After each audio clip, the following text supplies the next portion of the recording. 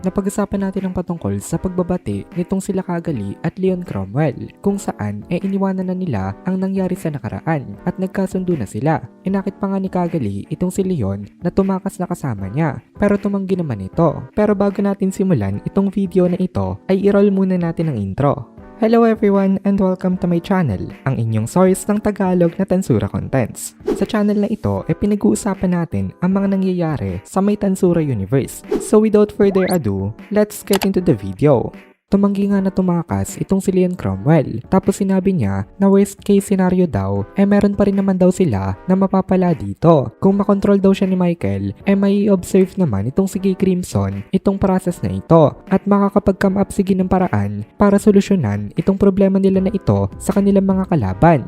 Parang naiisip nitong si Leon dito na i-sacrifice ang kanyang sarili para lang makapag-gather sila ng pang-counter sa may ability ni Michael. Pero isa lang talaga yun sa mga reasons kasi marami siyang dahilan. Huwag nating kalimutan na itong si Leon Cromwell ruler ng El Dorado. Syempre, hindi rin pwede na basta-basta niyang iwan ang kanyang mga tao. Balak niya na maprotektahan sila gamit ang kanyang sariling kapangyarihan. Kaya nagsalita itong si Cagali na medyo naive daw itong si Leon kasi willing itong i-sacrifice ang kanyang sarili para sa kapakanan ng iba. Pero sabi ni Leon, hindi daw yun totally na totoo dahil siya rin naman daw marami din na na-sacrifice ng mga tao para sa kahilingan niya na mailigtas ang isang pinakamamahal niya. Kaya ngayon daw na may opportunity na siya kailangan niya rin mag-sacrifice para naman sa kanila. Ito ang resolve nitong si Demon Lord Leon Cromwell. Naiintindihan na ito nitong si Cagali kaya hindi na siya nangulit patungkol dito. Instead ay naisip niya na lang ang kanyang sariling priorities. Wala na siyang balak na kumbinsihin na sumama pa sa kanya itong si Leon Cromwell. So in-informed na ni Cagali itong si Latyr at Footman. Thought communication pa rin ito sa pamamagitan nila Plus. Then ipinaliwanag naman ni Leon ang kanilang situation kina Alros at Claude. Naramdaman itong dalawang to na hindi sila sineryoso sa nangyaring laban.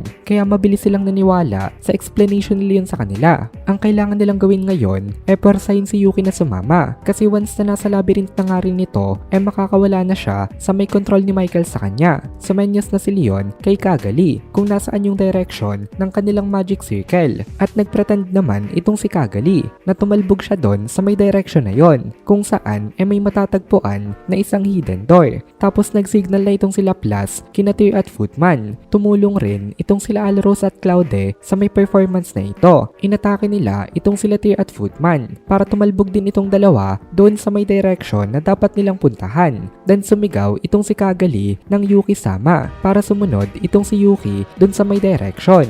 Parang pinapalabas niya na humihingi sila ng tulong kaya sumunod rin itong si Yuki Kagurasaka. Ngayon, sure na itong si Cagali na success nga ang kanilang plano. Medyo naging mahirap itong plano na ito pero sa tingin niya magtatagumpay pa rin naman sila. Pero biglang nag-iba ang mga pangyayari. Ngayon, pumunta tayo saglit sa may point of view nitong si Michael. Nasa may Heavenly Star Palace siya. Galit na galit itong si Michael dahil may nireport itong si Dino. Patungkol nga ito sa betrayal nitong si Obera. Itong kauna-unahan na na-experience niya ito. Kaya galit na galit siya na hindi nasunod ang kanyang original na plano. Naisip ni Michael na sarili niyang naivety ang dahilan kung bakit ganito ang nangyari dahil masyado siyang nagtiwala sa kanyang mga companions. Kaya ganito ang naging resulta. Dahil doon tinanggap nitong si Michael itong pagkakamali niya at pinilit niya maging kalmado para umisip ng pinakamagandang solusyon dito. At ang una niyang naisip ang i-reinforce ang kanyang control over the current Angelic Skill Series users gamit ang Ultimate Dominion via Feldway. As a result, nawala ng free will bigla itong sila Cagali. Sobrang lapit na sana nila sa may magic circle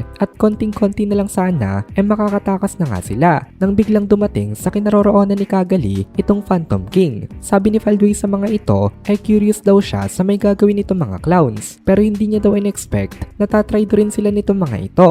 Mukhang hindi daw talaga naiintindihan nitong sila Cagali ang dahilan kung bakit nila ina-execute ang kanilang plano. Galit na galit rin ito nitong si Feldway dito. Kaya ngayon nagwawala siya. Dito na-realize nitong si Kagali na hindi na nga magsasucceed itong plano nila. Kaya at the very least gusto niya makatakas kahit na itong sila Laplas man lang kasama nila Tear at Footman. Isang word lang kailangan niyang sabihin para bigyan itong mga ito ng kanyang order. Pero unfortunately hindi niya ito masabi kasi nga ngayon wala na siyang free will. Hindi na siya ang in control sa kanyang sariling body. Then napansin dito nitong Phantom King na nagtatangka pa rin itong si Kagali ngayon na magbigay ng orders sa kanyang mga children. Kaya sabi ni Feldway sa kanya wag na daw itong magsayang ng effort dahil useless na daw itong ginagawa nito kasi ang ultimate dominion daw nitong si Michael Sama nakapag-take over na sa kanya. Galit na galit daw itong si Michael Sama sa kanila kasi binigyan niya daw ng free will itong sila Kagali pero in return